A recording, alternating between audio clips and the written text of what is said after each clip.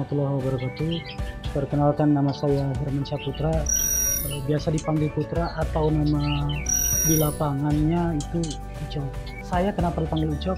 Karena sebenarnya berasal dari Padang Sidempuan, Kabupaten Selatan, Sumatera Utara. Cuman semenjak tahun 2003 saya sudah hijrah atau berdomisili di Serang.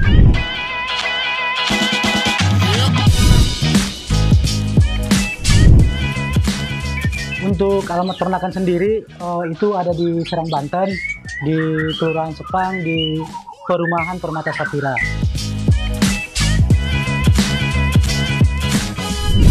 Untuk main burung, sebenarnya saya ini bisa tergolongkan baru.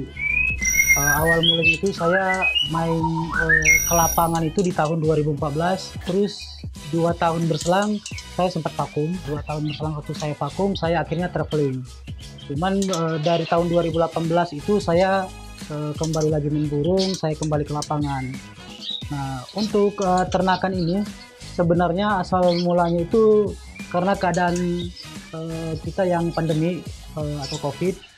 Akhirnya burung-burung saya yang biasa saya mainkan di lapangan, mau tidak mau harus saya pikirkan gimana caranya biar ya istilahnya nggak ada lomba, otomatis kan saya pikirin nih, masa ditaruh doang di rumah gitu. Akhirnya dari teman-teman sesama Crespo, kita berinisiatif untuk menernak amunisi-amunisi lapangan.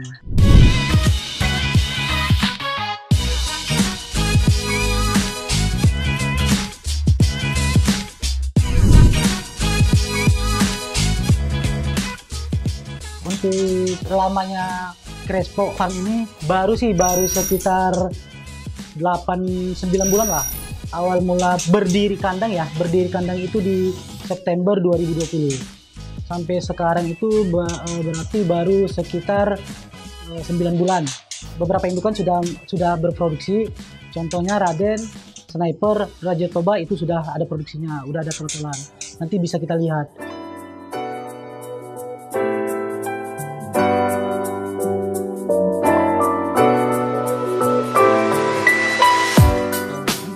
Materi di ternakan sendiri untuk sekarang memang sudah ada perubahan dari amunisi lapangan saya.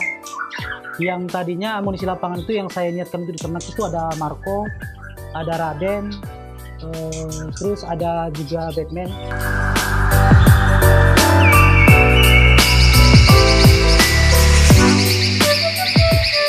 Seiring berjalannya waktu, akhirnya materinya saya agak berubah sedikit. Karena saya ingin mengejar kualitas, beberapa indukan prestasi akhirnya saya take over. Indukan yang ada di sini sekarang ada Demang. Demang itu juara atau prestasinya di Piala Lanal, di Citra Raya dan Bunda Lonti juga. Terus ada BJ yang dulu sempat viral. Ada juga Raden. Raden itu juara Piala Wali Kota Cilegon. Ada Sniper dan ada Raja Toba. Raja Toba itu burung yang saya bawa langsung dari Tapanuli, kebetulan diamanahkan oleh almarhum orang tua untuk tidak dijual atau dipindah tangankan. Nah, di ternakan Crespo itu memang hanya ada 6 pintu, tapi insya Allah yang 6 pintu itu juga sudah cukup lah. Karena kayak untuk materi indukannya, selain dari jantanan-jantanan saya yang prestasi di lapangan, ada juga betinanya yang merupakan turunan dari burung-burung nasional.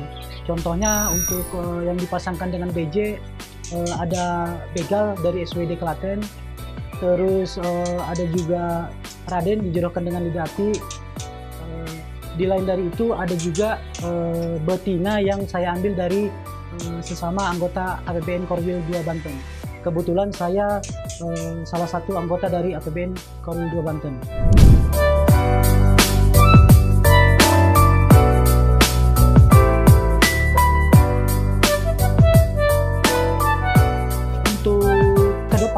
Kebetulan saya juga sudah mempunyai betina dari anakan langsung pelor emas.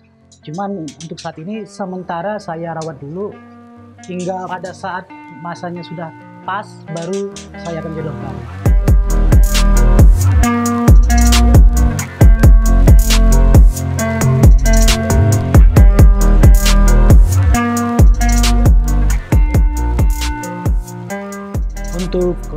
peternakan Crespo, di sini seluruh anakannya itu loloh indukan. Sebenarnya berbeda orang, berbeda pendapat sih, bermacam-macam pendapat. Cuman untuk saya sendiri, kita di Crespo ini memakai metode loloh indukan. Loloh indukan itu, kalau ada yang nanya loloh indukannya diangkat untuk usia berapa hari, kalau di Crespo itu tidak dipatok atau ditentuin berapa harinya. Apabila dalam proses loloh indukan tersebut ternyata indukan sudah bertelur lagi, maka minimalnya itu 21 hari baru diangkut.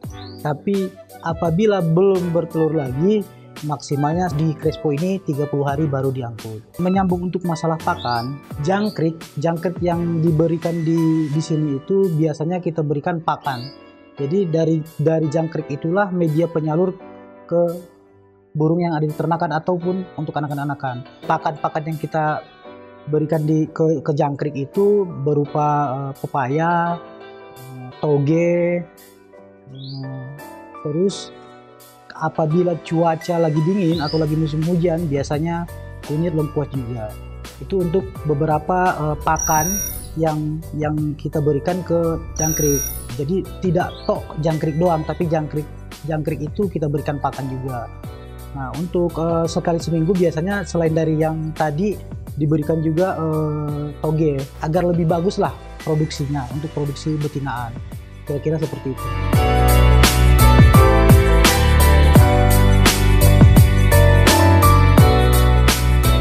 Untuk hal-hal lain, sebenarnya di dalam dunia berternak ini saya benar-benar awam.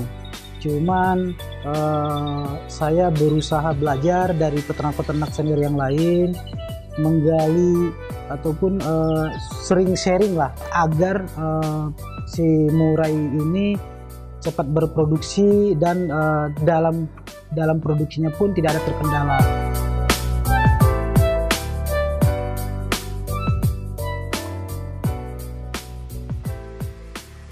Beberapa teman sempat sih tukar pikiran, tukar pendapat. Saya ini tergolong rezekinya bagus, rezeki bagus lah, dianggap rezeki bagus. Kenapa? Karena awal mula berdiri kandang ternakan ini di September 2020, di Oktober itu saya sudah ada produksi.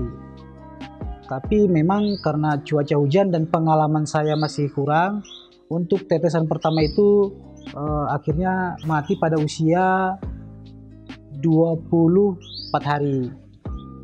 Kemudian bertelur lagi di November 2020 sampai sekarang. Akhirnya pengalaman yang tadi saya dapatkan di awal saya pelajari, akhirnya dari November 2020 sampai dengan sekarang, alhamdulillah seluruh anakan-anakan atau telur-telur yang menetas itu alhamdulillah selamat dan sampai sekarang sudah berusia sekitar 6 bulan, 5 bulan, dan terus sampai yang terbaru itu untuk seperti BJ yang baru saya jodohkan itu sudah bertelur usia telur sekitar 8 hari.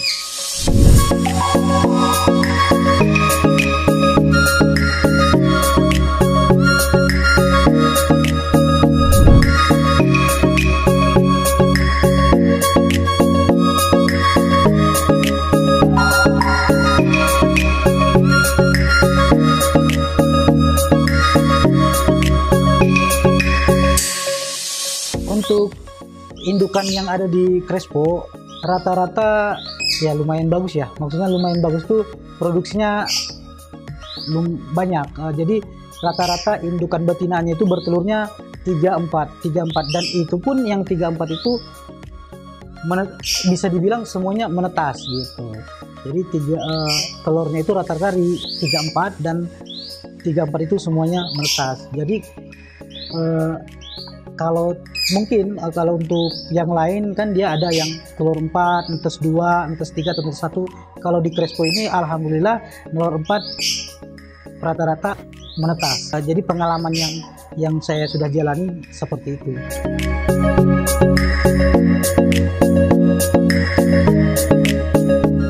Jadi sebenarnya kalau untuk masalah telur itu dan sampai menetas, biasanya ya itu dari yang pertama faktor gen betinaan, yang pertama.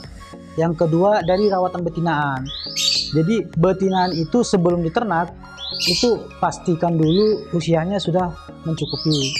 Memang banyak orang yang beternak itu dari lepas throttle sudah bisa.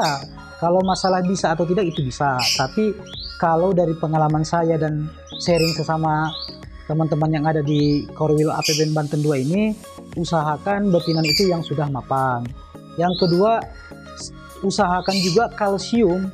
Kalsium itu kan bermacam-macam ya. Ada yang memakai sotong, ada yang beli produk yang sudah jadi. Nah, usahakan kalsium itu sebelum diternak, usahakan betina itu dirawat minimal 2 minggu lah. Asupan kalsiumnya dikontrol, sehingga cangkang telurnya pun jadi bagus. Jadi tidak ada istilahnya meminimalisir lah, bukan tidak ada ya, meminimalisir kegagalan menetas gitu. Atau selain dari itu ada juga yang disebut dengan telur pakan. Kalau telur pakan itu kan tergantung, jadi dia tidak dikawin tapi bertelur, itu kan beda. Ini dari segi pakan, usahakan betina sebelum dijodohkan itu kalsiumnya terpenuhi dulu. Selain dari itu, kondisi si betina memang sudah pas, cukup dan layak untuk diternakan.